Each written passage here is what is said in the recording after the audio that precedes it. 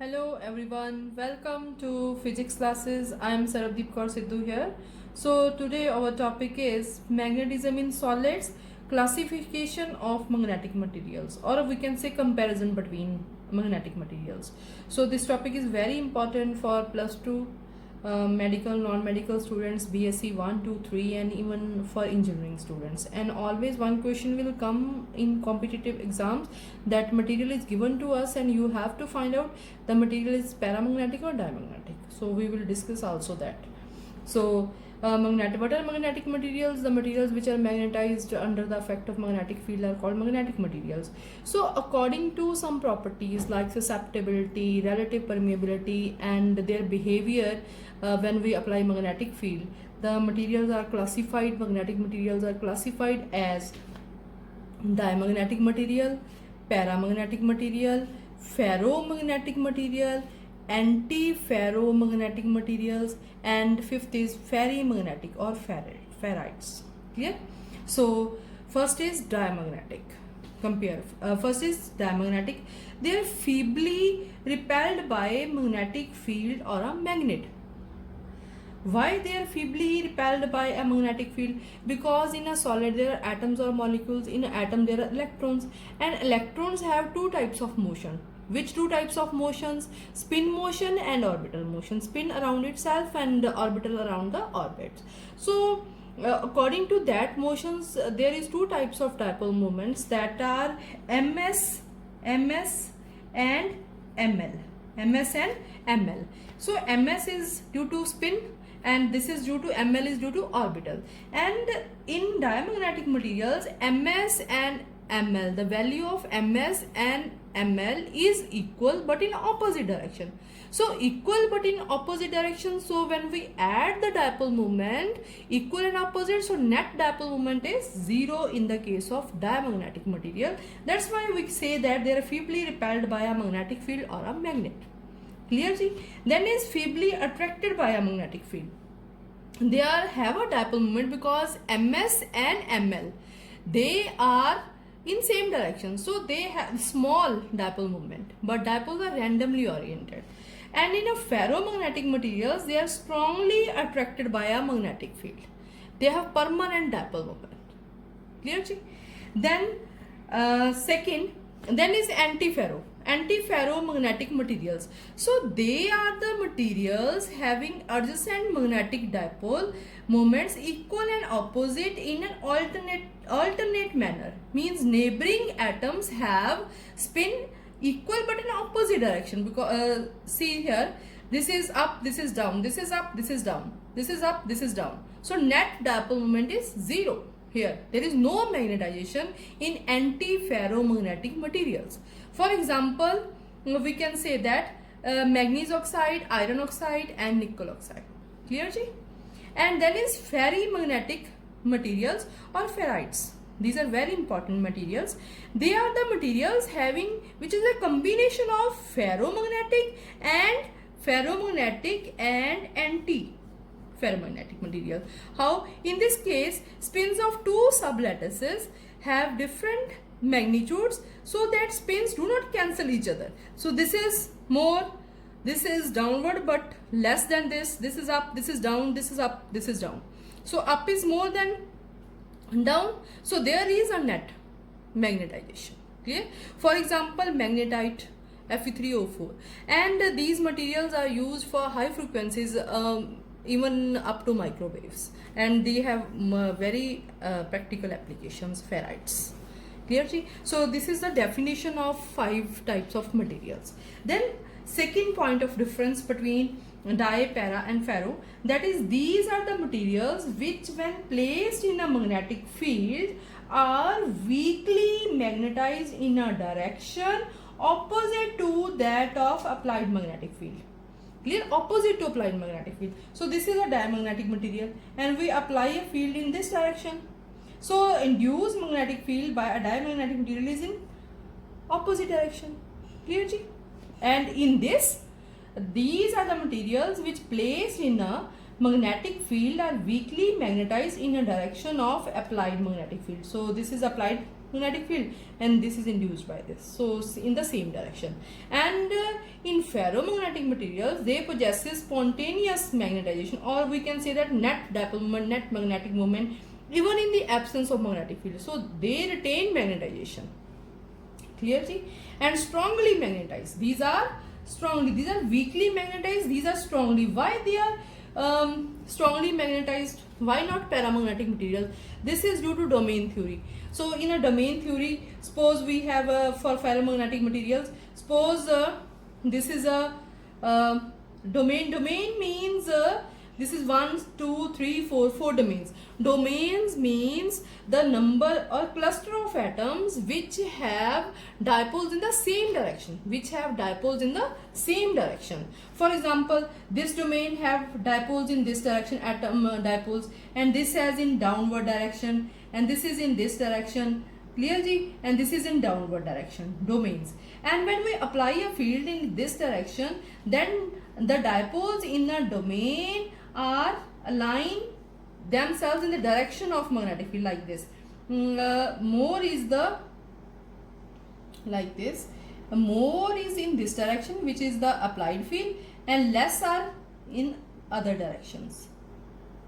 Clear? And after next step, all domains are in the direction of applied field dipoles. So they are strongly magnetized due to domain theory.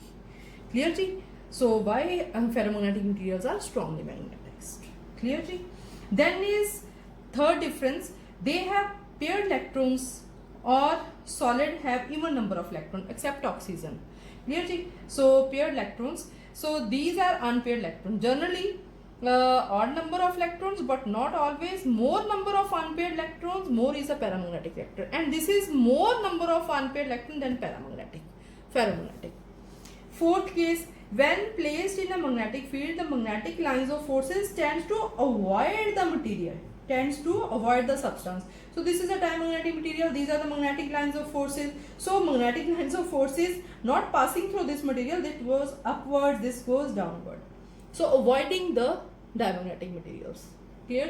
And in this, they are not avoiding the specimen, not avoiding the paramagnetic materials, but passes through them, through the specimen. So this is downward and passes. So this is upward, passes through this. Okay?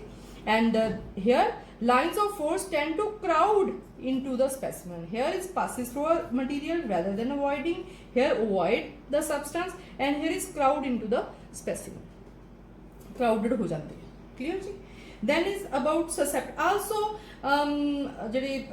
diamagnetic materials, when placed in a magnetic field, they orient themselves in the perpendicular to the applied magnetic field, diamagnetic, and they para and ferro along the direction of magnetic field.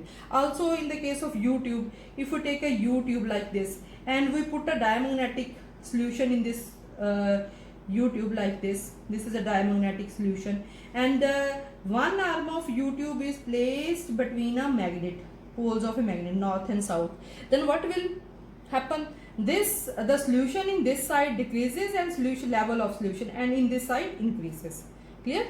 In this side decreases and in this side increases, and vice versa in the case of paramagnetic.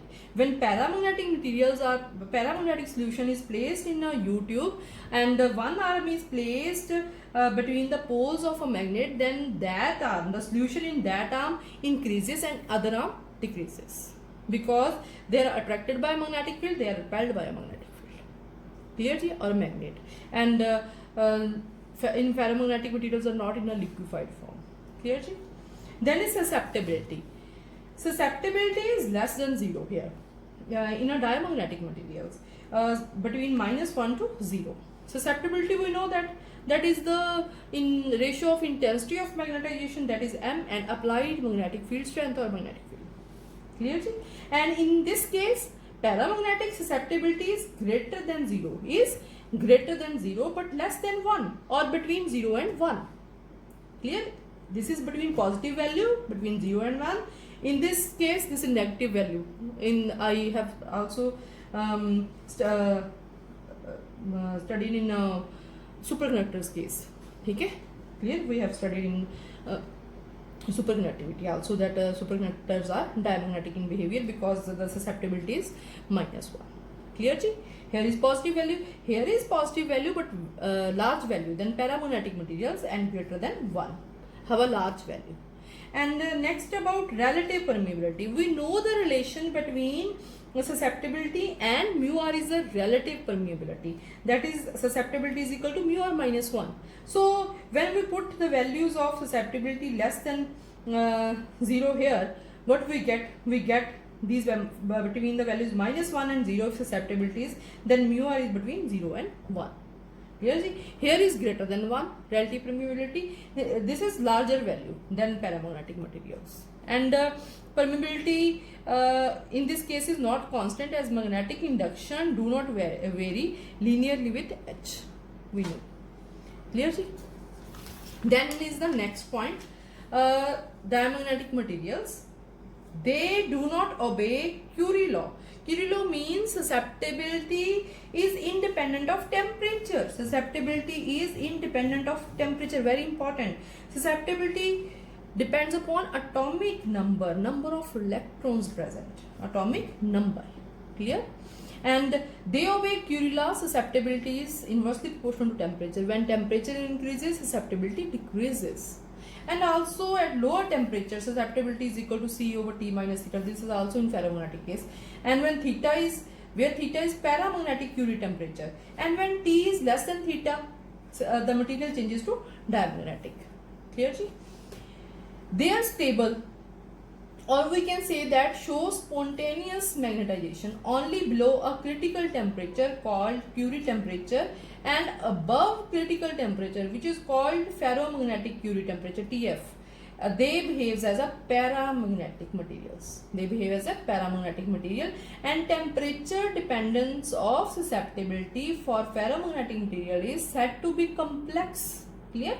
And above Curie temperature, ferromagnetic materials obey Curie-Weiss law. Curie-Weiss law. They Curie law, they Curie-Weiss law. That is also like this. Clear?